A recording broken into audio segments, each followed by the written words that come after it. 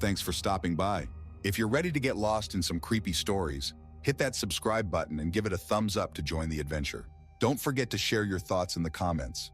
What chilling mysteries do you want to hear about next? Get comfy because there's plenty of eerie fun ahead. When I got home from my every other Tuesday Spanish club meeting, there was a girl sitting on our front stoop. She looked 9 or 10, with bangs that looked like they'd been scissored at home and jeans with iron-on patches on the knees. "Hey," I said, "are you Charlie's friend?" She glanced up at me with a transient flicker of curiosity, then looked back down. She was using a stick to score faint white lines into the lower step. I made out the letters a DA before she rubbed it away with a foot. "He's at soccer practice," I said, "but you can come in and wait. I can get you a snack." She kept drawing with the stick as if I hadn't spoken. An animal with round ears like a panda or monkey. I waited there a little longer, then shrugged and went in. Charlie got home half an hour later, his blonde hair dark with sweat, flinging his bag by the entranceway.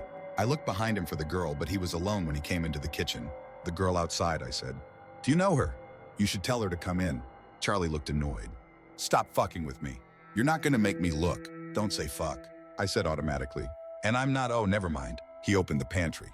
I stepped into the living room and took another look out the window.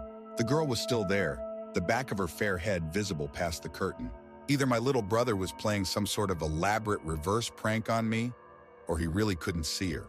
She was there the next day too, and every day after that, wearing a powder blue jacket with matted fake fur in the winter, a tank top and stringy cutoffs in the summer.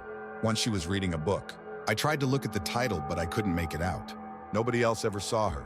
Eventually, I just started walking past her, like she was a Halloween display, or one of those ornamental dogwood shrubs my mom liked to buy. One day before band practice, I asked my friend Kate if she believed in ghosts. "You mean like Casper or like some Bloody Mary mindfuckery?" "I don't know, maybe." "Why?" "I think there might be something in my house," I said. "Not a rattling plates and scribbling threats in mirrors kind of ghost. Just like a presence." "Maybe someone died in your house," she said. "Or maybe a serial killer used to live there, and there's a body buried in your backyard, and it's crying out for you to get justice. Maybe it's the specter of your Ivy League dreams after you bombed the last calc test. If that's how it works, you should consider charging admission to your place next October." She cackled. Later, I set my clarinet down on the steps and crouched beneath the girl, so I was looking up into her face. "I can help you if you need it," I said. "What's your name? Do you need help?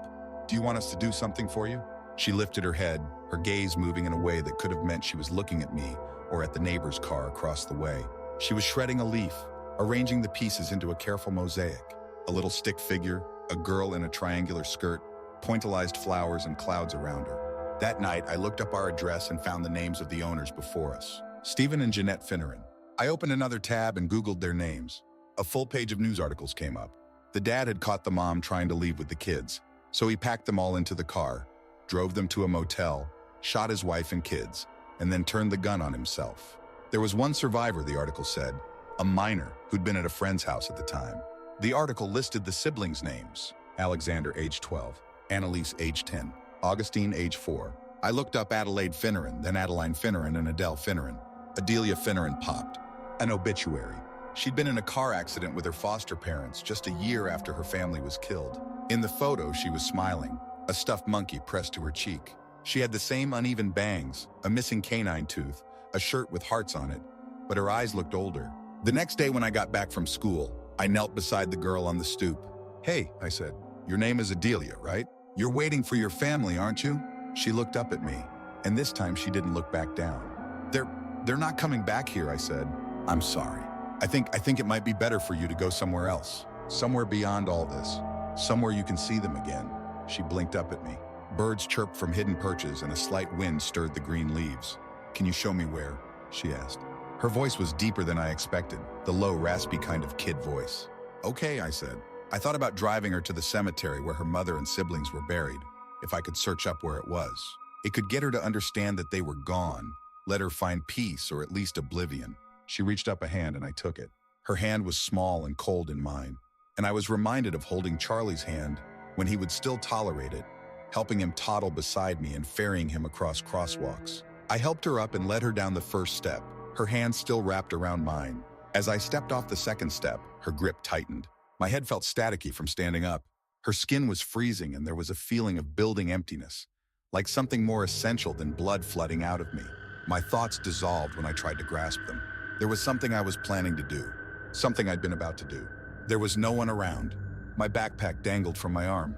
The door was locked, but I couldn't remember where the spare key might have been. I sat down on the stoop to wait. A few times a day, some people pass by. A man and a woman and a blonde boy. His name is Charlie. He has a sister, doesn't he? Yes, a younger sister. Of course. She has fair hair like him and likes to cut her own bangs. In winter, they go sledding, and in summer, they kick a soccer ball around the yard. It never feels hot or cold on the step. I don't know how long I've been sitting here. Children play on the street, and there's a song a woman is singing that I feel like I should remember. There are things I need to do, but I'm waiting for my family. They'll be home soon,